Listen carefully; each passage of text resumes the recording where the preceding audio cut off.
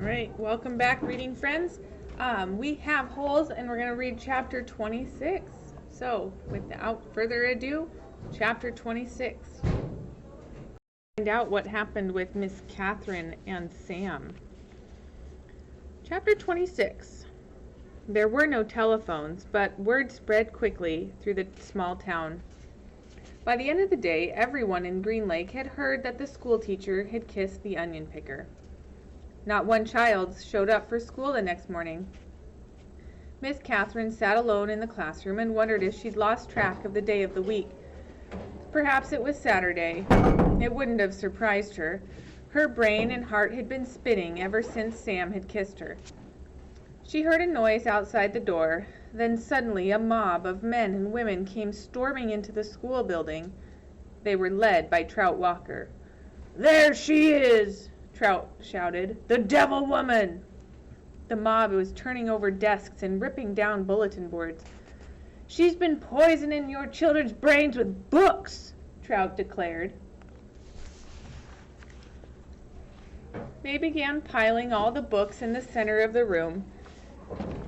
"Think about what you're doing," cried Miss Catherine. Someone made a grab for her, tearing her dress. But she managed to get out of the building. She ran to the sheriff's office. The sheriff had his feet up on the desk and was drinking from a bottle of whiskey. "Morning, Miss Catherine," he said. "They're destroying the schoolhouse," she said, gasping for breath. "They'll burn it to the ground if someone doesn't stop them." "Just calm your pretty little self down a second," the sheriff said in a slow drawl, "and tell me what you're talking about." He got up from his desk and walked over to her. "Trout Walker has—" "Now don't go saying anything bad about Charles Walker," said the sheriff. "We don't have much time," urged Catherine. "You've got to stop them." "You're very pretty," said the sheriff. Miss Catherine stared at him in horror. "Kiss me," said the sheriff. She slapped him across the face.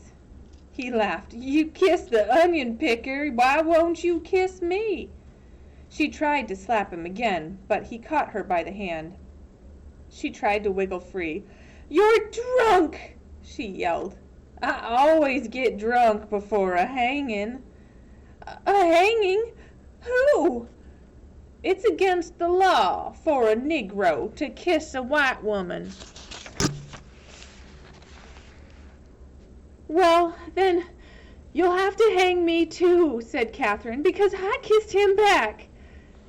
"It ain't against the law for you to kiss him," the sheriff explained.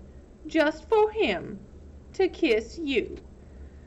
"We're all equal under the eyes of God," she declared. The sheriff laughed. "That if Sam and I are equal, why won't you kiss me?" He laughed again. "I'll make you a deal. One sweet kiss and I won't hang your boyfriend. I'll just run him out of town."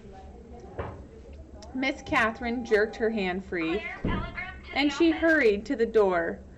She heard the sheriff say, "The law will punish Sam, and God will punish you." She stepped back into the street and saw smoke rising from the schoolhouse.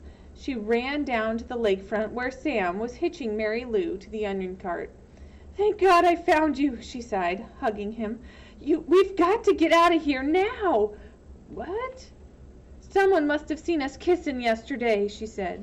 "They set fire to the schoolhouse. The sheriff said he's going to hang you." Sam hesitated for a moment, as if he couldn't quite believe it. He didn't want to believe it. "Come on, Mary Lou." We have to leave Mary Lou behind," said Catherine. Sam stared at her a moment. There were tears in his eyes. "Okay."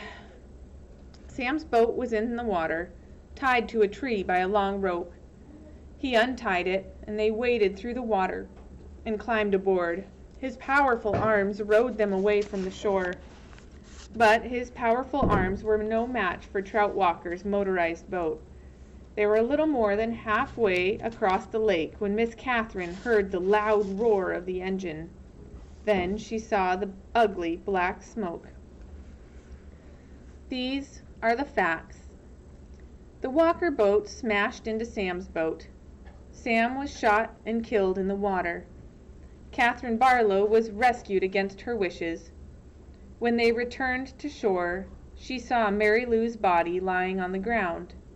The donkey had been shot in the head.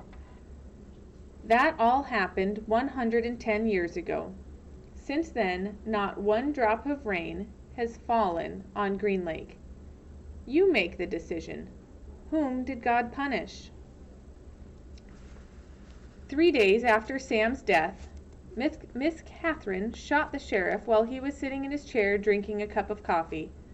Then she carefully applied a fresh coat of red lipstick and gave him the kiss he had asked for. For the next 20 years, Kissin' Kate Barlow was one of the most feared outlaws in all the West.